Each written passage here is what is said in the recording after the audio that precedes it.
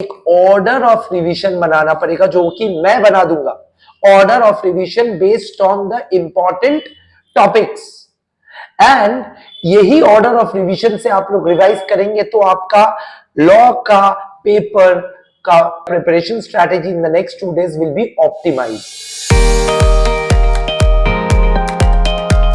Okay students, a very warm welcome to all of you. अभी आप लोग का एग्जाम हो गया होगा, सीए फाउंडेशन का अकाउंट्स एग्जाम सबका हो गया होगा बहुत अच्छे से, because accounts is the most staple subject in CA और the most non staple subject है लॉ, जो कि आप लोग का नेक्स्ट एग्जाम है 16 तारीख को। जो लोग ये वीडियोस देख रहे हो, भले ही अकाउंट्स कुछ लोगों का उतना अच्छा नहीं गया जितना सोच रहे थे, अभी वो लेके सोचिए मत जो बीत गया है, अभी वो लेके सोचिए जो पल आने वाला है, यानी कि नेक्स्ट 2 डेज वो मेहनत कीजिए जिस मेहनत से लॉ से सेट ऑफ हो जाए अकाउंट्स। और अगर किसी का ऐसा हालत है कि लॉ तो पता ही नहीं था सर, पहले से ही पता था लॉ में वीक है, अकाउंट्स में स्ट्रांग है, अकाउंट्स एग्जाम भी कैसा गया पता नहीं है, तो फिर निराश मत होइए, दिल मत हारिए और हिम्मत रखिए एंड कॉन्फिडेंस रखिए अपने आप में। और ये वीडियो जरूर देखिए और शेयर कीजिए, क्योंकि ये वीडियो में मैं बोलने वाला हूं आप लोगों को एक secret mantra on how to secure pass marks and more than that in law in Jan 2025 term which is coming in the next 2 days। और मैं कह दूं इसी वीडियो में I am going to share the secret, and the secret is pretty simple. You have to strategize the next 2 days. So what are the strategies for revising law in the next 2 days? पहला strategy is to manage your stress. Do not think negative। Accounts लेके बार बार मत सोचिए 80 आएगा या 70 आएगा या पास करेंगे कि नहीं या 60 आएगा। Do not do it now, only do it once your CA foundation exams are over. In fact मैं तो कहता हूं ये सब करना ही नहीं चाहिए CA फाउंडेशन के बाद भी। ओके, नाउ लॉ में क्या करना पड़ेगा, लॉ में क्या करना पड़ेगा? अच्छा सर, लॉ में क्या करना पड़ेगा? बहुत सिंपल है। लॉ के लिए आप लोगों को अभी 2 चीज करना पड़ेगा।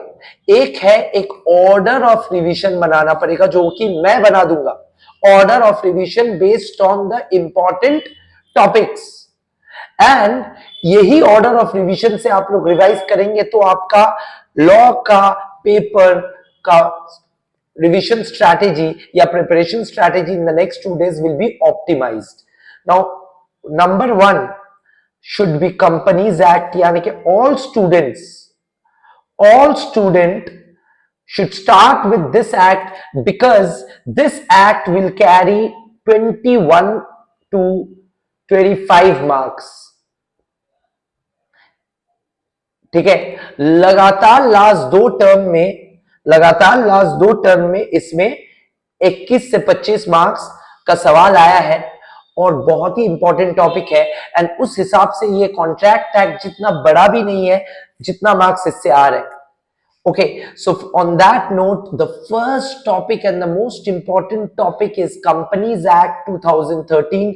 It is the most favourite topic for examiners या paper setters. Y?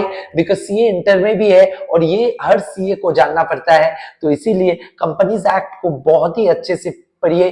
Companies act का revision video is there on our channel, free revision video. The past papers are solved and do watch it. Number 2 in your revision order list should be contract act, यानी कि Indian contract act.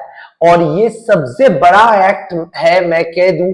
इसको कैसे पढ़ेंगे, कैसे revise करेंगे, इसका एक hack है, इसका भी एक हैक है। वो हैक ये है कि when you are revising contract act, खो मत जाना, बह मत जाना, ईगो में मत ले लेना पूरा कंप्लीट करना है, नहीं करना है पूरा कंप्लीट। खाली सिर्फ और सिर्फ आप उतना ही कीजिए जितना इंपॉर्टेंट है। Only the important provisions and sections of all acts, सिर्फ कंपनीज एक्ट ही नहीं, कंपनीज एक्ट खास करके, कॉन्ट्रैक्ट एक्ट खास करके बड़ा है कॉन्ट्रैक्ट एक्ट। कॉन्ट्रैक्ट एक्ट में सिर्फ और सिर्फ इंपॉर्टेंट सेक्शन ही कीजिए। जैसे हर एक यूनिट में, यूनिट 1 से लेके यूनिट 9 तक खाली इंपॉर्टेंट प्रोविजंस को पढ़िए। Okay, so contract act should be next and it will carry 30 marks. तो देखो यहां पे 51 to 55 मार्क्स कवर हो गया और 2 एक्ट आप किए। एंड उसके बाद if you know want to change the order, you can, but my suggestion will be Indian Partnership Act. Partnership Act is not as big and as complicated as others, और accounts में भी partnership act का थोड़ा बहुत idea तो है ही आप लोगों को। और मैं बता दूं, पार्टनरशिप एक्ट से 15 से 20 मार्क्स तो श्योर आएगा। एंड उसके बाद आप सोगा कर सकते हो, और ये सारा रिवीजन टॉपिक्स मेरा चैनल में दिया हुआ है। ओके, सोगा भी 15 मार्क्स का आएगा एंड उसके बाद you can do NI act. मैं बोल रहा हूं ये 5 एक्ट ही रिवाइज करना है सर, सिलेबस में तो और 2 है। और 2 क्या क्या है? और 2 है LLP,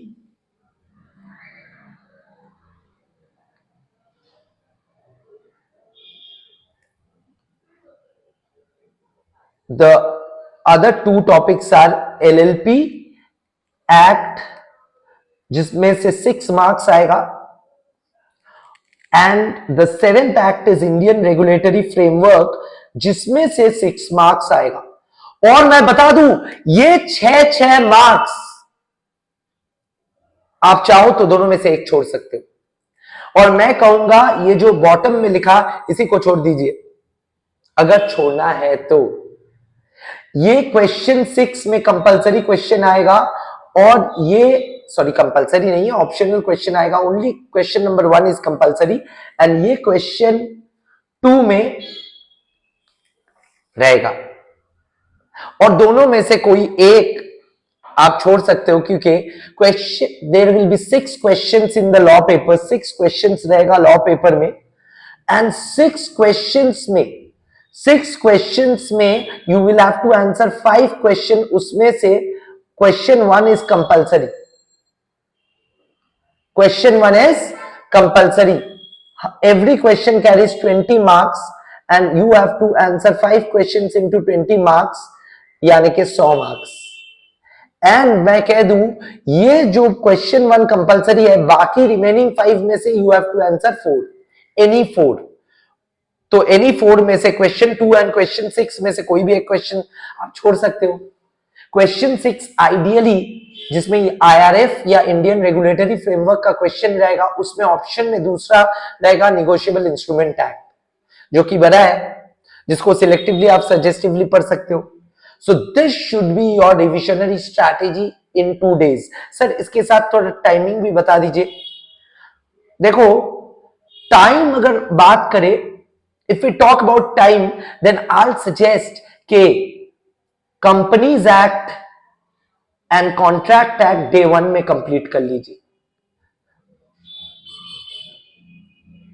7-8 hours each, 7 to 8 hours each, 7 to 8 hours each, day 1, and this should be your day 2 alongside LLP plus LLP, and इसमें 4 hours each। सर 16 घंटा पढ़ना है? हाँ, एग्जाम के 2-2 दिन तो 16 घंटा पढ़ना ही है। और एग्जाम वाला दिन में फर्स्ट हाफ में अगर समय मिले तो रिवीजन क्या करेंगे, ये अभी मैं बताने वाला हूं। This is the most important part of this video, how to revise. मैं कह दूं कि मेरा दूसरा वीडियो में ऑलरेडी मैं दे चुका हूं कि रिवीजन क्या क्या टॉपिक करना है। यूट्यूब में हम लोग का चैनल में ऑलरेडी दिया हुआ है पेपर प्रेडिक्शन, पेपर लीक, ठीक है। बट अभी मैं करने वाला हूं रिवीजन कैसे करना है। अभी रिवीजन कैसे करना है, तो point number 1 is you will have to write and practise. देखो मैं बोल दूं कि लॉ में सबसे बड़ा पेन पॉइंट है टू कंप्लीट और finish the paper within 3 hours. और मैं वहां पे ही आपको पहले ही सॉल्व कर दे रहा हूं आपका stress by telling you that, देखिए ये जो क्वेश्चन सिलेक्शन है, ये क्वेश्चन सिलेक्शन पहला 15 मिनट में कर लीजिए और उसमें क्वेश्चन नंबर 1 तो कंपलसरी है, बाकी 5 क्वेश्चन अच्छे से देखिए। उसमें भी आपको पता है कि क्वेश्चन 6 में आने वाला है आईआरएफ, अगर आईआरएफ छोड़ रहे हो, और एलएलपी अगर कोई छोड़ रहा है तो क्वेश्चन 2 छोड़ना है, ठीक है। Okay, and right and practice क्या है sir? Don't write full, right the important provisions, seeing them or without seeing them in a synopsis with the section numbers and the important case laws every time you revise, and इसी order में, इसी तरीके से if you write and practise, then आप exam के ठीक पहले 3-4 घंटा जब रिवीजन होगा एग्जाम वाला दिन, उस दिन में you can just see these and आपको याद आ जाएगा लास्ट 2 डेज में आप क्या पढ़ाई किए हो। मैं और ज्यादा टाइम नहीं लूंगा, already I have spoken much at length.